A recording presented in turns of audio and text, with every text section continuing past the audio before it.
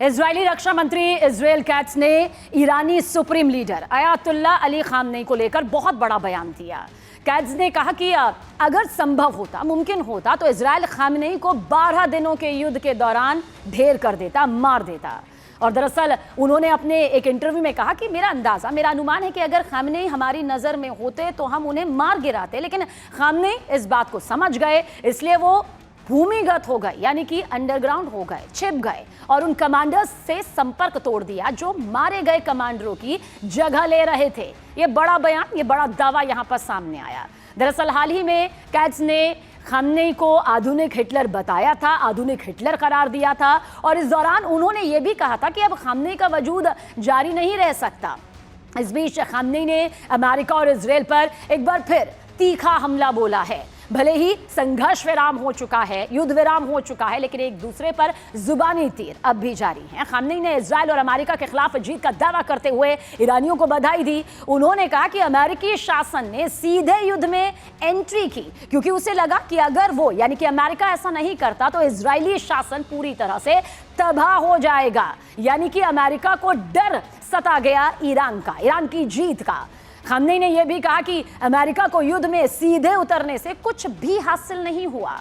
ईरानी supreme leader Khamenei ने यह भी कहा कि ईरान ने अमेरिका के मुंह पर जोरदार तमाचा मारा है। उसने कतर के अल उदीद एयरबेस पर हमला किया और अमेरिका को नुकसान पहुंचाया, यानी कि अपनी पीठ थपथपाते खामनेई यहां पर नजर आए। लेकिन इसी के साथ चेतावनी भी खामनेई ने दी और कहा कि ईरान के पास क्षेत्र में प्रमुख अमेरिकी केंद्रों तक पहुंच है और जब भी वो जरूरी समझे कार्रवाई कर सकता है। यानी कि अभी भी वो ताकत यहां पर ईरान के पास है जो अमेरिका को एक बार फिर से मुंह में तमाचा दे सकता है। उन्होंने कहा कि ऐसी कार्रवाई भविष्य में भी दोहराई जा सकती है। यानी कि देखिए, भविष्य में युद्ध की रूपरेखा खामनेई यहां पर बताते हुए नजर भी आ गए। अगर कोई आक्रमण होता है ईरान पर तो दुश्मन को यकीनन रूप से भारी कीमत इसकी चुकानी पड़ेगी, यह भी कहा गया।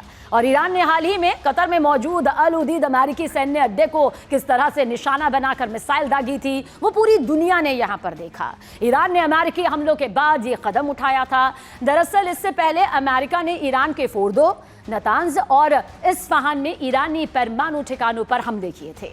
अमेरिकी राष्ट्रपति डोनाल्ड ट्रंप ने ईरानी हमलों पर बड़ा तंज कसा था। उन्होंने दावा किया कि ईरान की प्रतिक्रिया बहुत कमजोर थी। ट्रंप ने कहा कि तेहरान की ओर से 14 मिसाइलें दागी गई, जिनमें से 13 को मार गिराया गया, जबकि एक को छोड़ दिया गया क्योंकि वो गैर खतरनाक दिशा में जा रही थी। बात इजराइल ईरान युद्ध की करे तो लड़ाई के 12वें दिन युद्ध विराम हो गया। हालांकि दोनों पक्षों ने एक दूसरे पर इसका उल्लंघन करने का आरोप लगाया, लेकिन आखिरकार मिसाइल, ड्रोन और बॉम्ब के जो खतरनाक हमले थे वो बंद हो गए। युद्ध विराम पर सहमति जताते हुए इजराइल ने दावा किया कि उसने ईरान के खिलाफ अपने अभियान के मकसद को हासिल कर लिया।